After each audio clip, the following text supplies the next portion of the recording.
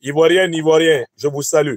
À vous également, amis européens, asiatiques, américains de l'Afrique des libertés. Vous seriez peut-être attendu à ce que, me reconnectant sur ces machines, je m'adresse à vous pour parler de l'évolution de l'actualité malienne. Mais l'information que nous avons eue ce soir au Mali faisait déjà partie du passé.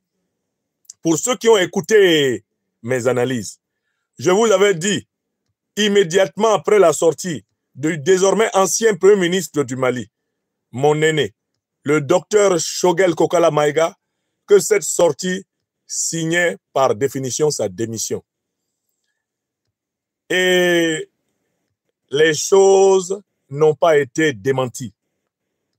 Ce que je vous ai dit depuis mon analyse, eh bien, du samedi, dimanche et lundi, eh bien, a été confirmé ce jeudi par la décision prise par le président du Mali, le général d'armée, son Excellence Assimi Goïta, de mettre fin aux fonctions de Premier ministre du docteur Choguel Kokala Maïga en même temps que la totalité du gouvernement. Ce qui veut dire que dans les prochaines heures au Mali, nous aurons à entendre le nom du nouveau Premier ministre du Mali et nous aurons à entendre la formation d'un nouveau gouvernement. Ces choses-là vous ont été dites par votre serviteur, oui ou non? Donc, je ne me connecte pas ici pour vous dire que ce que je vous avais dit est arrivé, puisque je vous avais dit que cela allait arriver. Que ce n'était plus qu'une question de, je n'avais même pas dit de jours, j'ai dit une question d'heure. N'est-ce pas? Dans mes conférences, je vous ai dit que c'était une question d'heure. Parce que, bon, le désaccord exprimé par l'ancien Premier ministre était tellement frontal qu'il ne pouvait pas être envisagé autre chose qu'une séparation à l'amiable dans ces conditions. Pour le Mali et l'Afrique, je voudrais saluer le docteur Choguel Kokala Maïga pour ce qu'il s'est efforcé d'apporter au pays et au continent pendant les 3 années où il a exercé ses fonctions. Et je voudrais souhaiter que son départ de la primature du Mali ne s'accompagne pas, eh bien, de conflits inutiles, fratricides, dont nous n'avons pas besoin dans cette période particulière où le Mali et l'Afrique affrontent des ennemis redoutables. Je voudrais souhaiter que sa séparation à l'amiable avec son jeune frère, le chef de l'État, président de la transition, le général d'armée Assimi Goïta, que cette séparation politique se fasse vraiment dans le respect de l'intérêt supérieur de l'État malien. Et que d'autres Maliens, d'autres Maliennes se mettent au service de la continuité de l'espérance malienne pour atteindre les objectifs essentiels du Mali et de l'Afrique. La souveraineté, la prospérité, la dignité partagée par toutes les Africaines et tous les Africains. Une fois de plus, j'appelle les uns et les autres à raison garder que des paroles blessantes ne soient pas dites contre notre aîné, le Premier ministre Choguel Kokala Maïga, qui a été ainsi prié de vaquer à d'autres occupations. Et que les partisans du docteur Choguel Kokala Maïga, désormais ancien Premier ministre du Mali, eux aussi fassent preuve de mesure.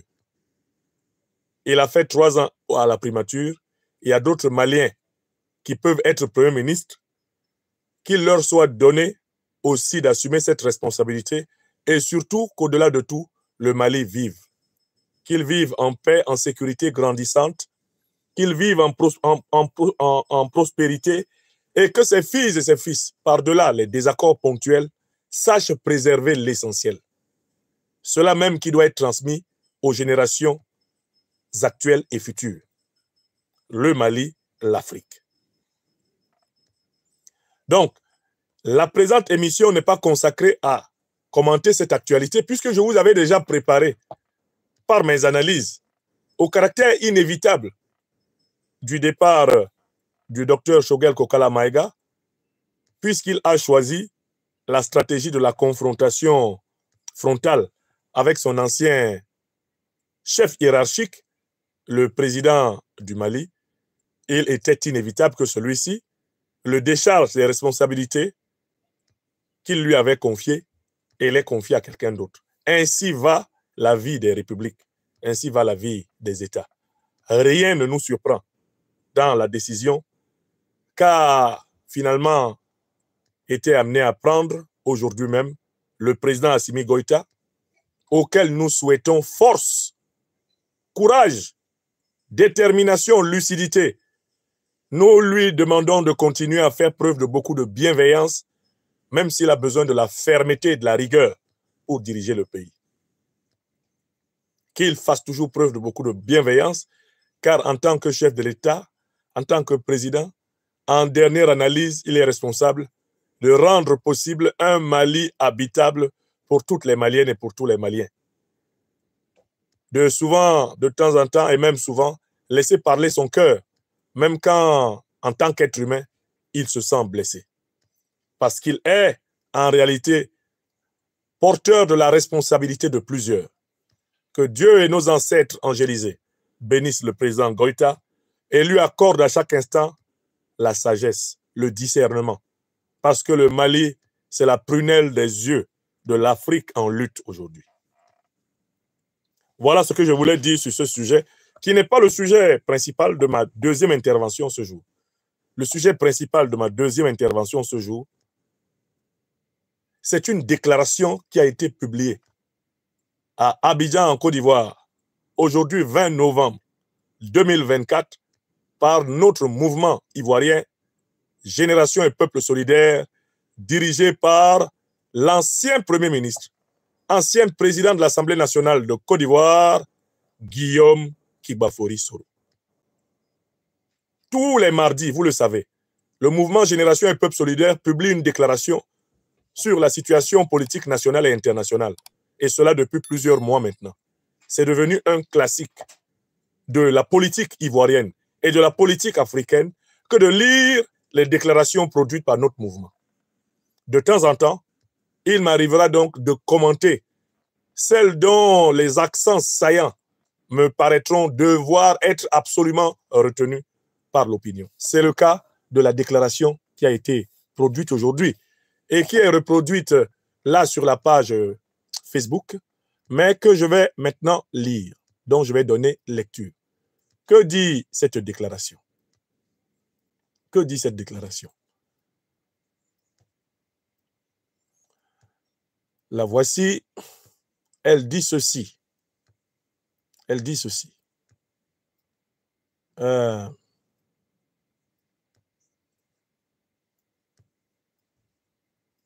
Déclaration numéro 018 de Génération et Peuple Solidaire, GPS, relative à la vie de la nation, le 20 novembre 2024. Elle est disponible sur la page Soro Guillaume Kibafori, page officielle du leader de notre mouvement. Le samedi 16 novembre 2024, à l'occasion de sa réunion ordinaire, le cadre restreint de Génération et Peuple Solidaire a procédé à une analyse de l'actualité socio-politique internationale et nationale. Un intérêt particulier a été porté au point ci-après. Point 1. De la volonté persistante de la France de continuer à s'ingérer dans les affaires intérieures des États africains. Voici ce qui est dit sous ce point. Répondant aux questions du journaliste Marc Perelman sur la chaîne de télévision française France 24 et répondant auparavant, le 6 novembre 2024, à une commission parlementaire française, M. Jean-Marie Bockel, représentant spécial du président de la République française, a énoncé plusieurs affirmations qui attirent l'attention du cadre restreint de GPS. En effet, il ressort des propos tenus par M. Bockel, un ancien secrétaire d'État à la coopération du gouvernement Sarkozy, qui avait du reste été éjecté de son poste en 2008 pour avoir voulu mettre fin à la France-Afrique que. Premier tiret, l'armée française a bel et bien fait débarquer en 2023, suite au coup d'État du 26 juillet de la même année au Niger, 2000 soldats en Côte d'Ivoire afin d'intervenir militairement pour le rétablissement au pouvoir du président déchu Mohamed Bazoum, poulain de la France. Deuxième fait, issu des déclarations de M. Bockel, les présidents des républiques du Gabon, du Tchad, de Côte d'Ivoire et sous réserve du Sénégal auraient marqué leur accord pour le maintien des bases militaires françaises sur leurs sols nationaux respectifs. La France, troisième élément extrait des déclarations de M. Bockel, maintiendra sa présence militaire en Afrique sous des formes visibles réduites, mais aussi sous des formes invisibles importantes. Conformément aux révélations antérieures du général Didier Castres devant la même commission parlementaire française. Ça, c'est le troisième élément confirmé par les propos de M. Bockel. Devant ces révélations d'une extrême gravité qui démentent les nombreuses dénégations des officiels français sur les intentions agressives de la France contre les pays africains déterminés à concrétiser leur liberté, le cadre restreint de GPS indique les observations et réactions suivantes. GPS s'indigne devant la persistance de la France à vouloir s'ingérer par la force, la ruse et le mensonge dans les affaires intérieures des États africains souverains, plus de 60 ans après les indépendances proclamées des anciennes colonies et territoires sous tutelle française d'Afrique. GPS s'alarme de ce que M. Alassane Ouattara et le gouvernement de Côte d'Ivoire aient délibérément permis, au mépris de la Constitution et des règles internationales, l'utilisation du territoire ivoirien comme base arrière d'agression contre le peuple frère du Niger, tout en piétinant les principes de solidarité et de justice qui doivent lier les pays africains. GPS appelle les autorités ivoiriennes actuelles à répondre devant le Parlement et devant le peuple de Côte d'Ivoire des engagements pris dans leur dos pour une prolongation injustifiée de la présence militaire française sur notre territoire national. GPS est résolument engagé dans la dynamique de la souveraineté et de la solidarité africaine, appelle les troupes françaises à se retirer pacifiquement du sol ivoirien en particulier et africain en général pour mettre un terme à une occupation militaire paternaliste et pesante après l'épisode humiliant de la traite négrière. Je répète ce paragraphe une deuxième fois. GPS, résolument engagé dans la dynamique de la souveraineté et de la solidarité africaine, appelle les troupes françaises à se retirer pacifiquement du sol ivoirien en particulier et africain en général pour mettre un terme à une occupation militaire paternaliste et pesante après l'épisode humiliant de la traite négrière. Une troisième et dernière fois, GPS, résolument engagé dans la dynamique de la souveraineté et de la solidarité africaine, appelle les troupes françaises à se retirer pacifiquement du sol ivoirien en particulier et africain en général pour mettre un terme à une occupation militaire paternaliste et pesante après l'épisode humiliant de la traite négrière. Alors, fin de citation du communiqué de la déclaration du mouvement Génération et Peuple Solidaire. C'est cette partie du communiqué que je voulais que vous ayez entendue. Cette partie du communiqué s'explique par elle-même.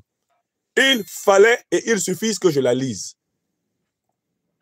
Le fait fondamental de ce communiqué, c'est que le mouvement Génération et Peuple Solidaire demande le retrait pacifique des troupes françaises du sol ivoirien. C'est ça l'information que je voulais absolument que vous partagiez ce soir. Cet appel au retrait, soulignez bien le mot et écrivez-le en mettant des traits d'union. Pacifique. Retrait pacifique de l'armée française du sol ivoirien. Ça, c'est l'information clé qu'il faut relever ce soir. Et c'est une information qui indique que le mouvement Génération et Peuple Solidaire assume à bras le corps un élément fondamental du programme de l'Institut de l'Afrique des libertés.